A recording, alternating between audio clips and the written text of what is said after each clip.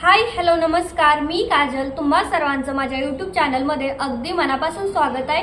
तर मी जेव्हा washing machine घेतली तेव्हापासून मला बऱ्याच साऱ्या कमेंट येत आहेत की तुझं यूट्यूबचं पेमेंट किती येतं तुला महिन्याला वगैरे, किंवा जास्त पेमेंट असेल. काहींच्या अशासुद्धा शॉपिंगचे व्हिडिओ टाकले होते तेव्हा काहींच्या अशा पण कमेंट आल्या की खूप जास्त तुला पगार येत असेल, खूप जास्त कमवत असेल म्हणून एवढे पैसे उडवते वगैरे, असं बरेच काही काही मला कमेंट आल्या.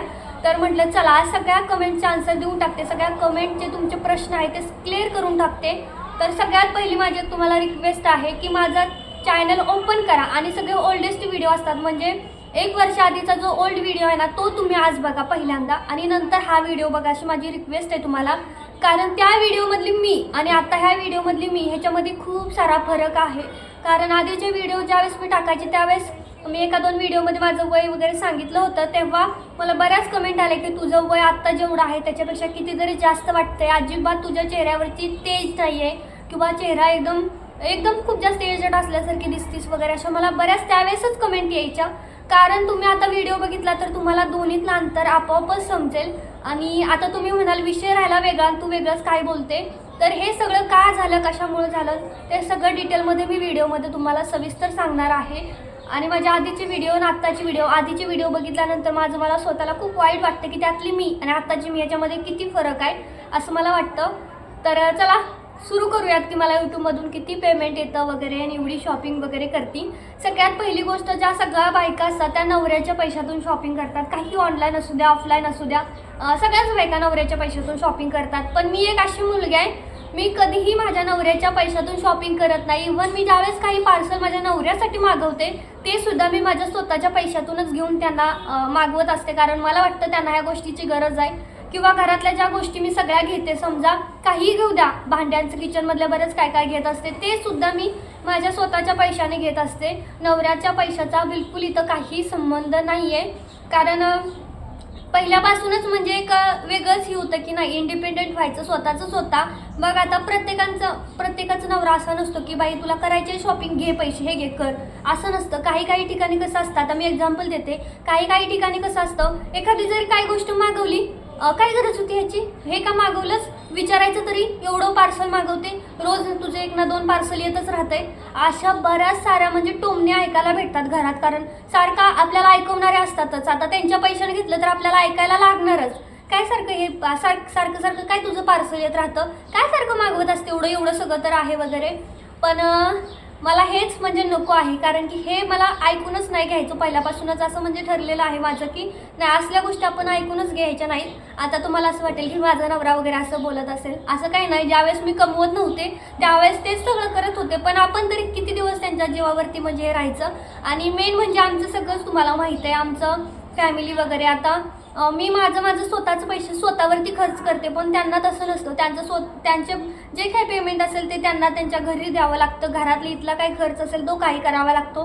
त्याच्यामुळे मी त्यांच्यामध्ये बिलकुल म्हणजे पडत नाही की मी त्यांना पैसेच मागत नाही. पहिला गोष्ट आहे की कधीच नाही.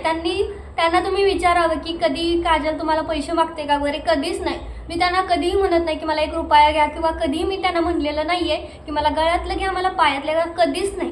जे असेल ती माझं मी स्वतः घेते. जर मला त्यांना दिसलं की नाही बाबा ह्याच्याकडे नाही, तर ते स्वतःहूनच म्हणतात की काजल तुझ्याकडे हे नाही, चल आपण घेऊया वगैरे, असं म्हणतात. असं नाही आहे. तर हा झाला मेन मुद्दा की का कमवायचे पैसे, का इंडिपेंडेंट व्हायचं असतं. तर स्वतःचं स्वतः करण्यासाठी सरी, कारण स्वतःचे पैसे असतील तर आपण कसेही उडवू शकतो. आता उडवू म्हणजे कसे वापरू शकतो, आपल्या गरजा भागवू शकतो. आणि दुसरी गोष्ट म्हणजे आपल्याला कोणी बोलणारं नसतं की बाई तू ह्या पैशाचं काय केलंस, कोणीही बोलणार नाही, कारण ते तुम्ही तुमच्या पैशाचं काही पण करू शकता. तर ह्यासाठीच मला पहिल्यापासून वाटत होतं की नाही, थोडे तरी स्वतःचे स्वतः पैसे कमवावेत. त्यासाठी रुद्र लहान असताना मी कॉलेजला जात होते, म्हणजे तो 2 वर्षाचा होईपर्यंत माझं कॉलेज सुरू होतं. तो 2 वर्षाचा झाल्याच्या नंतर मी पहिल्यांदा केकचा बिझनेस चालू केलेला, तुम्हाला तर माहीतच आहे. पण तो काय एवढा काही चालला नाही खास. मग ते चालू असतानाच पुन्हा मी शिलाई घेतली मशीन ही, आणि थोडं म्हणजे शिकत गेले. आणि माझं असं काही नव्हतं की मी लोकांचे म्हणजे कस्टमरचं काम वगैरे घेणार, पहिलं काहीच नव्हतं. त्याच्यानंतर आपोआपच कोणी फिटिंग करून दे, कोणी हे करून दे, त्याच्यामध्ये मी माझा प्रवेश झाला. आता ती स्टोरी वेगळी आहे, मी तुम्हाला ती कधीतरी पुन्हा सांगेन की माझी शिलाईची स्टोरी खूप जास्त वेगळी आहे. आणि मग झालं, परत मी शिलाईतून पुन्हा यूट्यूब चालू केलं. पहिल्यांदा मला पण सगळ्यांसारखं चेहरा दाखवायला भीती वाटायची, बोलायला भीती वाटायची, कॉन्फिडन्स नसायचा अजिबात, त्याच्यामुळे भीती वाटायची. मग मी असंच मग आपलं दुसरे काही पण व्हिडिओ बनवायचे, असं न तोंड दाखवता जसे काही पण असं वेगळं काय काय बनवायचे. मग त्याच्यावरून ते 2-3 महिने चालवलं, पण पुन्हा कॉन्फिडन्स यायला लागला की नाही आपण बोलू शकतो स्वतः. तर त्याच्यानंतर मी माझा हा वाला चॅनल सुरू केला. आणि आता मेन प्रश्न येतो की मला यूट्यूबचं पेमेंट किती येतं आणि मी यूट्यूबसाठी वेळ किती देते. तर यूट्यूबचं पेमेंट किती येतं हे सांगायच्या आधी मी यूट्यूबवरती काम किती करते हे मी तुम्हाला सांगेन. पहिली गोष्ट, मी घर सांभाळते, घरातलं मला सगळंच करावं लागतं, कोणी नाही आहे. आणि माझ्या मिस्टरांची सुद्धा शिफ्ट वाईज राहतं, त्यामुळे त्यांची मला काही एक मदत होत नाही काही कामामध्ये. त्यामुळे घरातलं पण सगळं मला करावं लागतं. रुद्राचा अभ्यास घ्यावा लागतो, कधी कधी रुद्राला सोडायचं आणायचं ते पण करावं लागतं. आणि सगळं घरातलं करता करता आता घरातली कामं किती असतात हे एका हाऊसवाईफला चांगलंच माहीत असतं.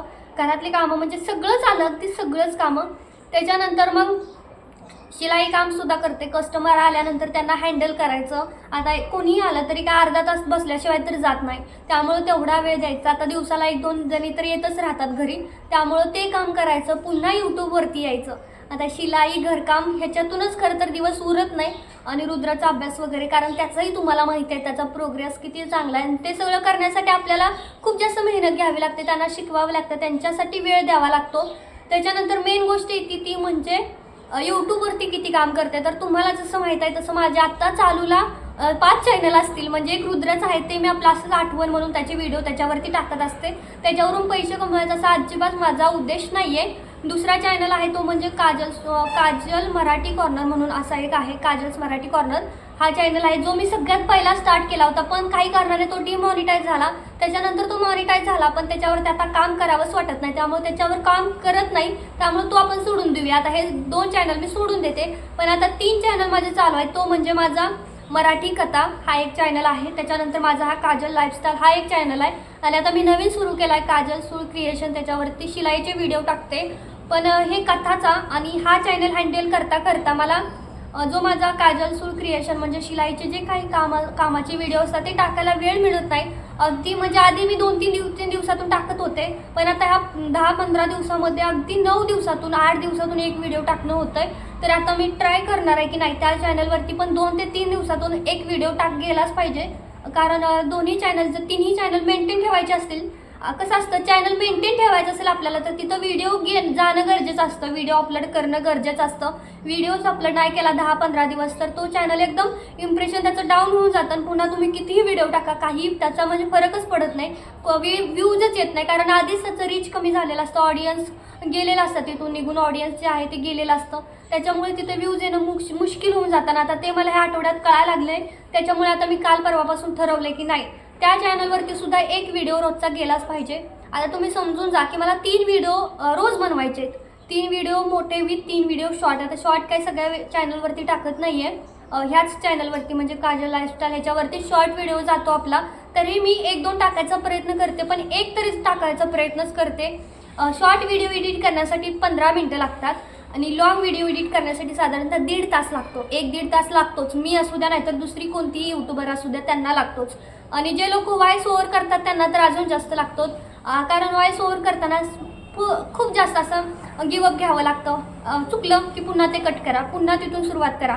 पुन्हा असं वाटलं की हे आपण बरोबर नाही बोललो, हे तर काहीतरी चुकतंय, पुन्हा पहिल्यापासून सुरुवात करा. आता ऐकणाऱ्यांना व्हिडिओ बघणाऱ्यांना वाटतं की हे तू चुकीचा शब्द वापरला, पण तो शब्द तिथे यूज करण्यासाठी किती मेहनत गेली, किती वेळ तिथे एडिटिंग करावं लागलं हे कुणालाही समजत नाही. त्याच्यामुळे व्हिडिओ बघताना म्हणजे समोरच्यानं पण समजून घेतलं पाहिजे की नाही आता व्हॉइस ओव्हर करताना कंटिन्यू एवढ्या वेळ बोलायचं म्हणजे किती वेळ जातो. तर ह्या व्हिडिओच्या व्हॉइस ओव्हरसाठी मला 2 तास लागतात, म्हणजे काजल लाईफस्टाईल चॅनलच्या व्हिडिओसाठी 2 तास लागतात, शॉर्ट आणि फुलसाठी 2 तास डेलीचे फक्त एडिटिंगसाठी. शूट ते दिवसभर चालूच राहतं, शूट वगैरे करायचं ते काम वेगळं आहे. त्याच्यानंतर हा काजल सूळ क्रिएशन चॅनल आहे, तो शिलाईचं करते, तर शिलाईचं शूट करणं आणि तो व्हिडिओ शक्यतो खूप मोठा राहतो, कारण कटिंग आणि स्टिचिंग दोन्ही दाखवणं म्हणजे भरपूर मोठा व्हिडिओ लागतो.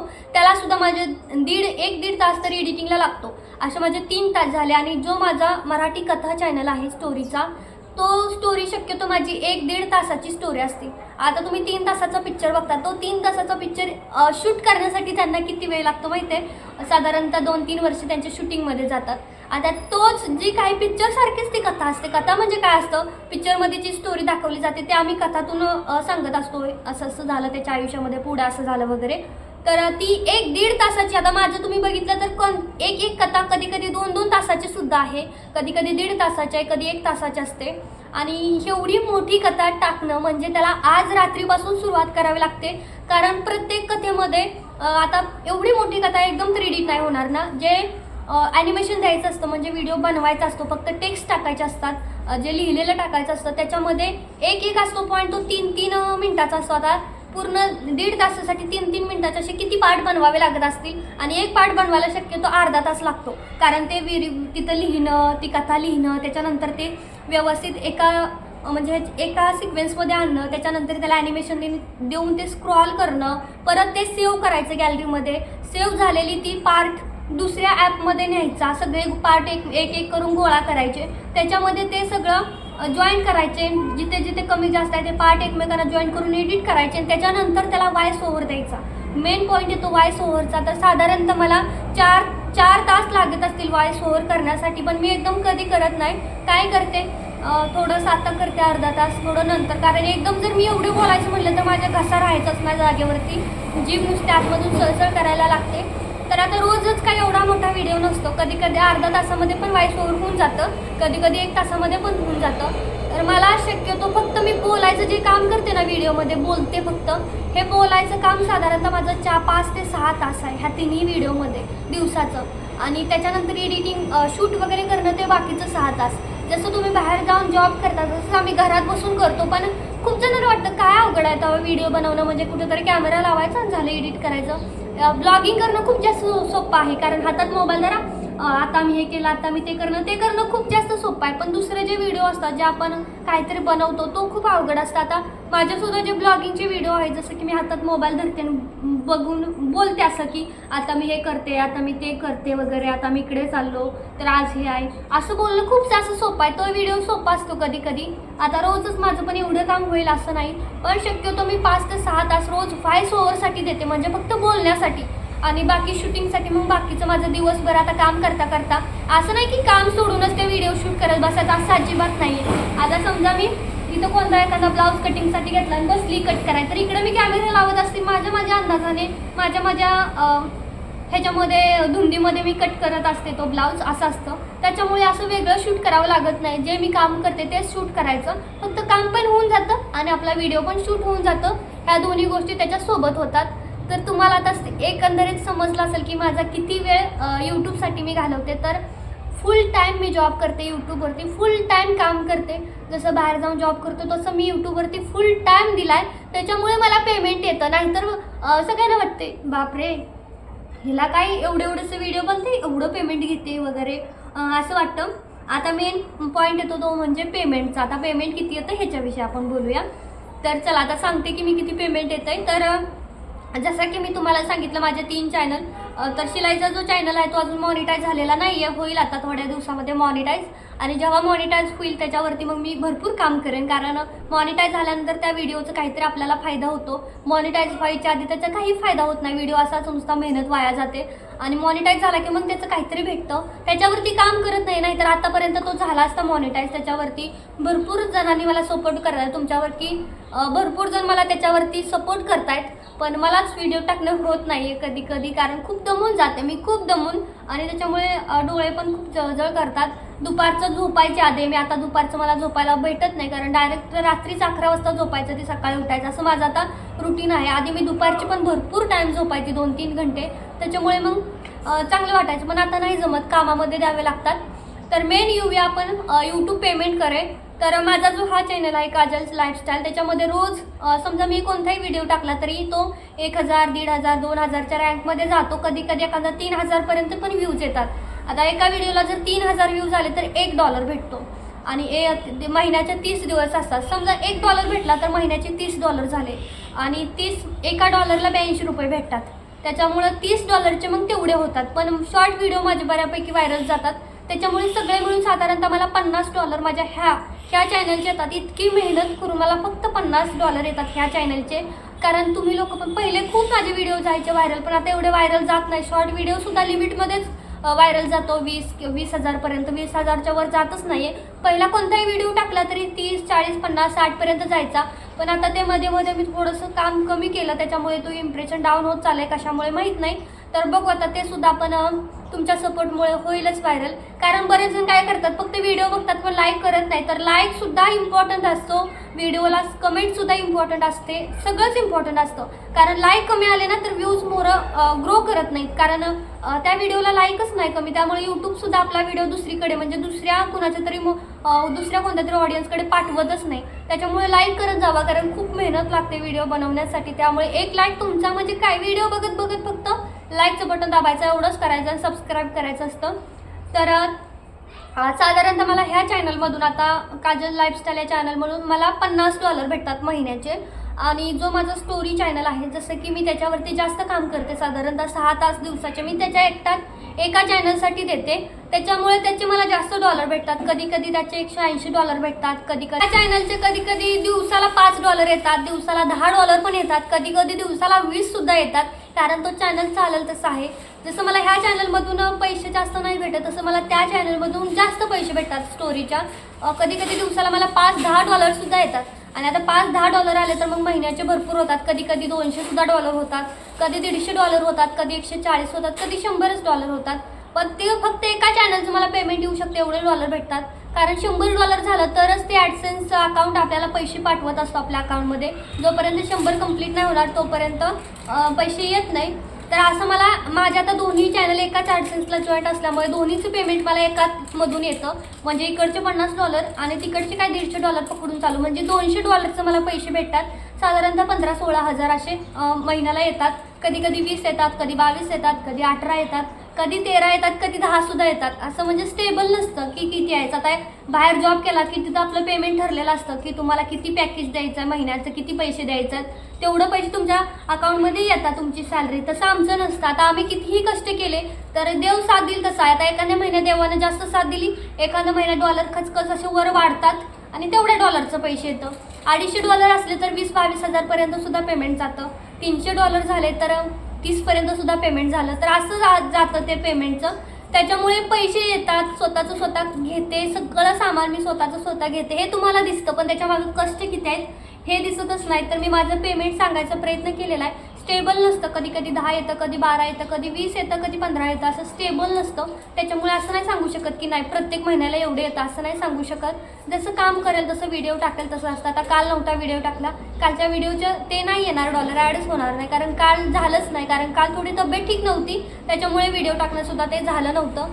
तर ठीक आहे, तुम्हाला समजलं असेल की मला काय सांगायचं होतं, कसं सांगायचं होतं. मी माझं म्हणजे सगळं सांगण्याचा प्रयत्न केलाय आणि याच्यामधून काहीतरी मोटिवेशन घ्या की एवढं सगळं हँडल करून एवढं सगळं काम करते. तुम्ही सुद्धा म्हणजे बरेच जण म्हणतात फक्त घरातलं सांभाळून सुद्धा होत नाही काय करणं. तर माझ्याकडे बघून थोडं तरी मोटिवेशन घ्या तुम्ही, असंच मला म्हणायचं आहे. असा याचा अर्थ असं नाही की मी स्वतःला लय जास्त काम वगैरे करते असं समजते, असं नाही आहे. पण मला वाटतं प्रत्येकजण करू शकतं. कारण टाईम जर मॅनेज केला की सकाळी काय करायचं, दुपारी काय करायचं, संध्याकाळी काय करायचं आहे, माझं मी टाईम मॅनेज केलेला आहे. आता त्याच्यावरती मी सेपरेट कधीतरी तुम्हाला सांगेल की मी माझा टाईम कसा मॅनेज करून ठेवते, की ह्या कोणत्या वेळेमध्ये काय करायचं आहे ते नक्की सांगेल. तर चला आता आजचा व्हिडिओ मी इथंच थांबवते. मला कसा वाटला ते कमेंट करून सांगायला अजिबात विसरायचं नाही. आणि सोबतच सबस्क्राईब करायचं, सोबत बेल आयकॉनसुद्धा प्रेस करायचे, म्हणजे माझे नवनवीन व्हिडिओ तुम्हाला लवकर बघायला मिळतील. तर चला पुन्हा भेटूयात नेक्स्ट ब्लॉगमध्ये. तोपर्यंत सर्वांना बाय.